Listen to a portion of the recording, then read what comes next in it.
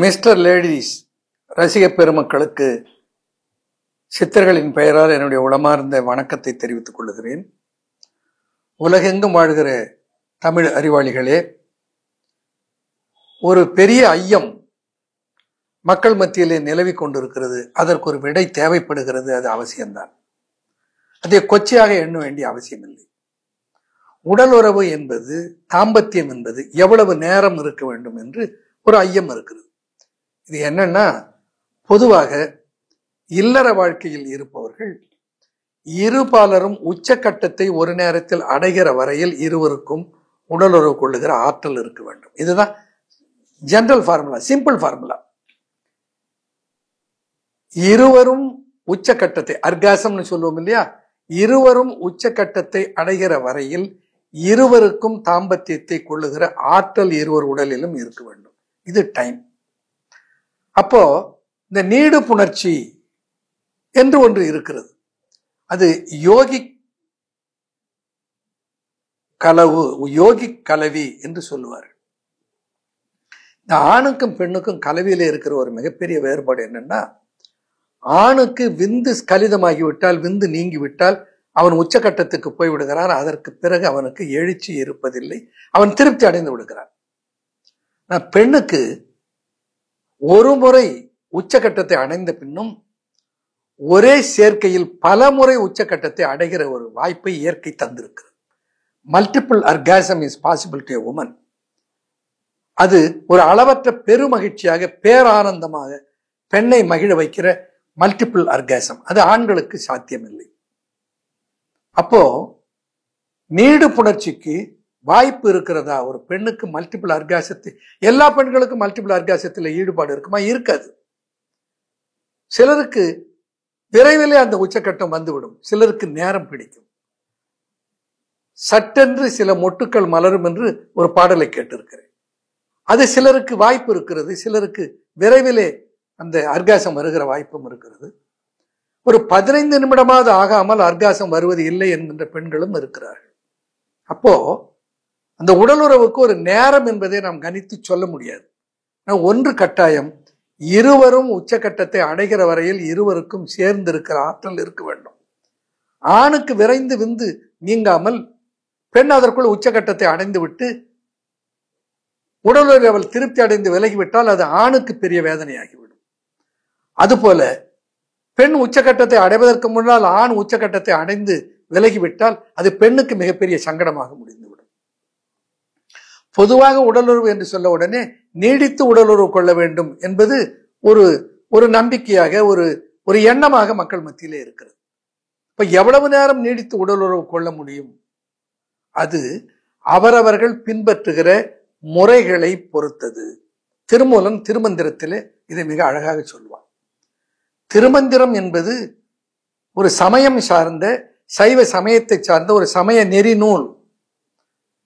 உலகத்திலே இருக்கிற எல்லா சமய நூல்களிலும் தாம்பத்தியம் கொச்சைப்படுத்தப்பட்டிருக்கிறது. மொட்டையடித்து சன்னியாசியாக இருப்பது என்பது எல்லா சமயங்களிலும் பின்பற்றப்படுகிற ஒரு நெறியாக இருக்கிறது. தாம்பத்தியம் கொள்ளாதவர்களே ஆன்மீக வாழ்க்கைக்கு ஏற்றவர்கள் என்கிற நம்பிக்கை இந்து தர்மத்தில் மட்டுமல்ல, எல்லா சமயங்களிலும் அது இருக்கிறது. ஆகையினாலே சமய நூல்களிலே தாம்பத்தியம் கொச்சையாகத்தான் கருதப்படுகிறது. தாம்பத்தியத்தை கொச்சை இல்லாமல் புனிதமாக சொன்னவன் திருமூலன். அது எவ்வளவு நேரம் தாம்பத்தியத்தை கொள்ள முடியும் என்று கேள்வி கேட்டபோது திருமூலன் சொல்றான், 5 கடிகை மேல் 6ஆம் கடிகையில், 5 கடிகை மேல் 6ஆம் கடிகையில் துஞ்சுவதொன்ற துணைவி துணைவன் பால், நெஞ்சு நிறைந்தது வாய்ச்சொலல்லற்றது பஞ்ச கடிகை பரியங்கி யோகமே. பரியங்கி யோகம் என்று ஒரு சாப்டர் வச்சிருக்கான் திருமந்திரத்தில். பரியங்கம்னா கட்டில். ஆணும் பெண்ணும் சேர்ந்து கட்டிலில் செய்கிற யோகம், போகத்தை யோகமாக மாற்றுகிற மார்க்கம் இந்த சமயத்திலே இருக்கிறது. போகத்தின் வழியாக யோகத்தை அடைதல் என்கின்ற ஒரு ரகசியத்தை சித்தர்கள் கண்டுபிடித்தார்கள், அதை சொன்னார்கள். அப்படி திருமூலன் சொன்ன பரியங்கி யோகத்திலே அவன் சொல்லுகிற கால அளவு 5 கடிகை மேல் 6ஆம் கடிகை. ஒரு கடிகை என்பது ஒரு நாழிகை, 5 கடிகை என்பது 2.5 மணி நேரம், ஒரு கடிகை என்பது 24 நிமிடம். இப்ப 5 கடிகை என்பது 2.5 மணி நேரம், 6ஆம் கடிகை என்பது 5 கடிகை என்பது 2 மணி நேரம், 6ஆம் கடிகை என்பது 2.5 மணி நேரம். அப்போ ஆணும் பெண்ணும் தாம்பத்திய சுகத்தில், தாம்பத்திய சுவையில் சலிப்புறாமல் சரிவுறாமல் 5 கடிகை மேல் 6ஆம் கடிகை வரையில் சேர்ந்து இருப்பது பரியங்கி யோகம் என்று திருமூலன் சொல்லுகிறார். அப்போ 2 மணி நேரத்தில் இருந்து 2.5 மணி நேரம் வரையில் அவர்கள் சேர்ந்திருக்க வேண்டும். அப்படி சேர்ந்திருக்க நிலையில் துணைவி துணைவன்பால், துணைவி துணைவன்பால் இருக்க வேண்டும். அப்படி சேர்ந்திருப்பது பஞ்சக்கடிகை, 5 கடிகை கொள்ளுகிற பரியங்க யோகம் என்று திருமூலன் சொல்லுகிறார். இது சாத்தியமா? சத்தியமாக சாத்தியம். இது யாருக்கு சாத்தியம்? ஒரு தவசிக்கு சாத்தியம், ஒரு சித்தர்களுடைய நெறியை அறிந்தவர்களுக்கு சாத்தியம். அப்படி கொள்ளுகிற தாம்பத்தியத்தில் 5 கடிகை மேல் 6ஆம் கடிகை வரையிலே கொள்ளுகிற தாம்பத்திய சுகத்தில் there is an internal blossoming of your divinity. நமக்குள்ளேயே இருக்கிற ஆன்மீக ஆற்றலை வெளிக்கொண்டு வருவதற்கு அது உதவும் என்று சித்தர்கள் சொல்லுகிறார்கள். அது சாத்தியமா என்றால் சாத்தியம் என்றுதான் நான் சொல்லுவேன். அப்போ இந்த இல்லற வாழ்க்கையில் புணர்ச்சியை நீடித்த நேரம் கொள்ளுவதற்கு வழிமுறைகள் இருக்கிறதா? நம்ம பார்க்கிறோம். கெகல்ஸ் மெத்தட் என்று ஒன்றை மிக ஃபெமிலியராக சொல்லிக் கொண்டிருக்கிறார். சிலர் சொல்லக்கூடும், இதை இவர் வந்துட்டார், இவர் சொல்றாரு, எனக்கு 5 நிமிஷம் 2 நிமிஷத்துக்கே ஒன்றும் இல்லை, ஒரு 5 கடிகை பண்ணலான்னு சொல்றாரு. அது எப்படி முடியும்னா, அது முறையாக அதற்கு முறையான பயிற்சிகளை எடுத்துக்கொள்ள வேண்டும். இப்ப எல்லாருக்கும் தெரிஞ்சது கெகல்ஸ் மெத்தட். கெகல்ஸ் மெத்தட்னா அது ஏதோ வெள்ளக்காரன் கண்டுபிடிச்ச மாதிரி, கண்டுபிடிச்சவன் திருமூலன். திருமூலம் கண்டுபிடிச்சது அவர் கொண்டு போய் வச்சுக்கிட்டு அவர் சொல்றாரு, இது உலகத்துக்கு இது கெகல்ஸ் மெத்தட் உதவும். என்ன? 10 வினாடி நேரம் இந்த பெரியனியத்தை இறுக்கி உள்ளே இழுத்து நிறுத்துதல், அப்படி 10 முறை செய்தல். இதான் கெகல்ஸ் மெத்தட், வேற ஒன்றும் இல்லை. அந்த பெரியனியம் என்பது என்ன? நம்முடைய மலப்பாதைக்கும் விந்து பாதைக்கும் இடைப்பட்ட இடத்துல இருக்கிற தண்டு போன்ற பகுதிக்கு பேர் தான் பெரியனியம். இதை அப்படியே திருமூலன் சொல்றான். எரு இடும் வாசற்கு 2 விரல் மேலே, கரு இடும் வாசற்கு 2 விரல் கீழே, உரு இடும் ஜோதியை உள்கவல்லார்க்கு கரு இடும் ஜோதி கலந்து நின்றானே. எந்த இடத்தை சொல்லுகிறான்? எரு இடும் வாசற்கு 2 விரல் மேலே, 2 விரல். எரு இடும் வாசல் மலப்புழை, மலப்புழைக்கு 2 விரல் மேலே. கரு இடும் வாசற்கு 2 விரல் கீழே, கரு விந்து, விந்துவை வெளியே செலுத்துகிற வாசல், அது அந்த ஆண்குறி, ஆண்குறிக்கு 2 விரல் தூரம் கீழே.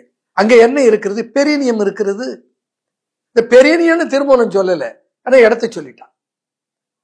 அந்த இடத்துல இருக்கிற ரகசியம் என்ன? உயிர் உற்பத்தி ஆகிற ரகசியம் அங்கே இருக்கிறது. எப்படி? இப்போ ஒரு கேள்வி நான் கேட்கிறேன். விந்தணு என்பது ஒரு 23 குரோமோசோம்களை கொண்டு இருக்கிற ஹாஃப் செல். 46 குரோமோசோம் இருந்தால் தானே அது முழு செல்லு.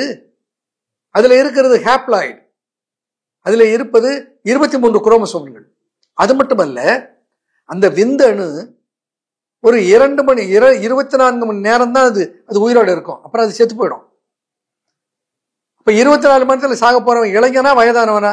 ஓல்டு செல் நம்ம சொல்லலாம். இப்ப விந்தணு என்பது ஒரு ஓல்டு செல், இந்தணு என்பது ஒரு ஹாஃப் செல்.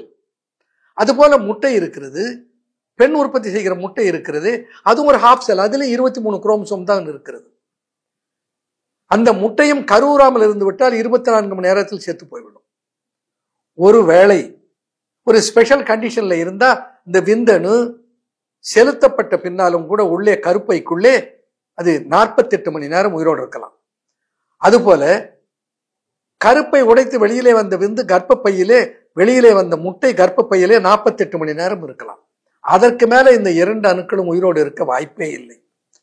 அப்போ 2 கிழ செல்கள், 2 பாதி செல்கள், விரைவிலே சாக போகிற செல்கள், அந்த 2ம் ஒன்றாய் சேர்ந்த உடனே ஒரு அதிசயம் நடக்கிறது.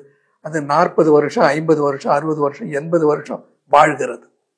இது குழந்தையான பின்னால் அவ்வளவு காலம். அது எப்படி முடிகிறது? Science cannot understand it.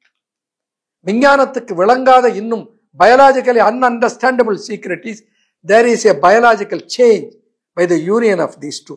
இதான சித்தன் சொன்னா the positive and the negative ஹா தா இந்த இரண்டும் ஒன்றாக சேர்ந்து ஃபுல் காம்ப்ளிமெண்ட் ஆன உடனே அது வாழ்கிறது. அது பாதி செல்களாக இருக்கிற போது மடிந்து போகிறது. அப்போ எங்க நடக்கிறதா?